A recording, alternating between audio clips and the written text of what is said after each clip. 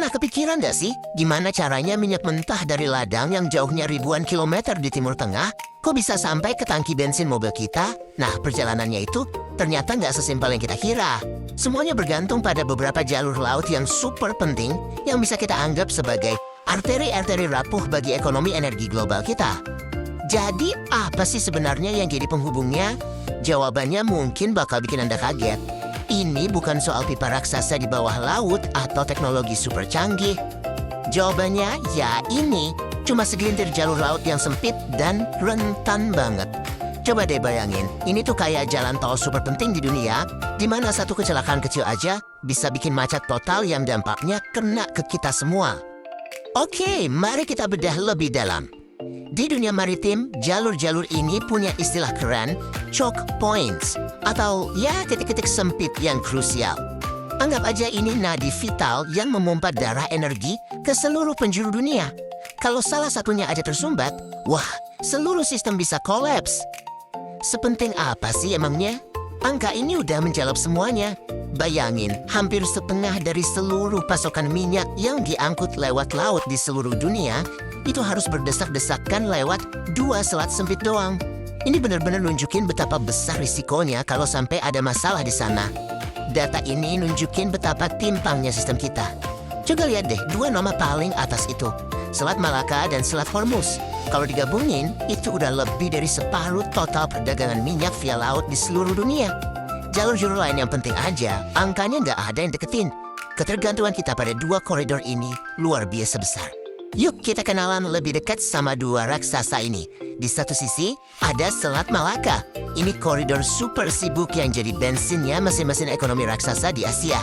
Di sisi lain, ada Selat Hormuz yang jadi satu-satunya pintu keluar bagi negara-negara Teluk Persia buat ngejual minyak mereka ke seluruh dunia. Peran mereka beda, tapi sama-sama krusial. Oke, sekarang kita bedah satu-satu ya. Kita lihat lebih dekat gimana masing-masing raksasa ini punya ancamannya sendiri. Soalnya, walaupun sama-sama vital, bahaya yang mengintai mereka itu datang dari sumber yang beda banget. Kalau buat Selat Malaka, ancaman terbesarnya itu bukan dari misil atau kapal perang, tapi ya dari hukum fisika dan tantangan alam. Ini adalah pertarungan melawan geografi itu sendiri. Tantangannya berlapis-lapis. Pertama, ya ampun, lalu lintasnya itu padat banget, lebih dari 100.000 kapal setahun. Kedua, perairannya itu dangkal dan banyak bangkai kapal tua. Coba bayangin, kapal tanker segede gaban harus manuver di jalur yang super sempit, itu kayak nyetir bus gandeng di gang senggol. Ditambah lagi ada ancaman perompak dan biaya asuransi yang selangit. Jelas banget kan, lewat Malaka itu ujian navigasi yang sesungguhnya. Nah, beda banget ceritanya sama Selat Hormuz. Di sini, bahaya utamanya bukan soal navigasi. Kapal bisa lewat dengan gampang. Masalahnya di sini adalah politik. Selat ini adalah arena persaingan geopolitik yang panas. Jadi, di Hormuz ini, isunya itu soal siapa yang pegang kendali. Selat ini kejepit di antara kekuatan-kekuatan regional yang sering banget bersitegang. Ancaman buat menutup selat ini, terutama dari Iran, itu bukan sekedar gertakan sambal. Itu adalah semacam kartu truf geopolitik yang bisa bikin pasar energi global lumpuh seketika. Makanya, Angkatan Laut Amerika Serikat sampai menempatkan armada kelima mereka di sana untuk memastikan satu-satunya pintu keluar ini tetap terbuka. Dan jangan salah, ancaman ini bukan cuma teori loh. Mari kita lihat satu contoh nyata gimana ketegangan politik di salah satu titik krusial ini bisa memanas dengan cepat dan menantang semua aturan main global. Nah, ini jadi pertanyaan mendasar banget kan? Siapa sih sebenarnya yang punya hak buat mengatur lalu lintas di perairan internasional sepenting ini? Apakah negara yang ada di pesisirnya atau komunitas internasional secara keseluruhan? Dan puncaknya terjadi di awal 2026. Iran bikin geger dunia dengan sebuah usulan. Kedengarannya simple, tapi ini ide yang radikal banget. Setiap kapal yang lewat Hormuz harus bayar tarif tol. Ide ini jelas-jelas menantang hukum maritim internasional dan prinsip kebebasan navigasi yang udah jadi pondasi perdagangan global selama ratusan tahun.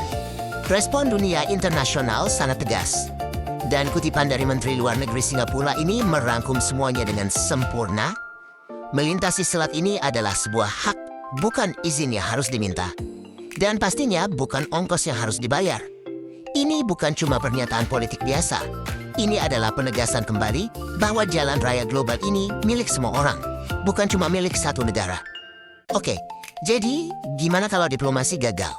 Apa konsekuensi nyatanya kalau salah satu arteri penting ini sampai benar-benar tersumbat?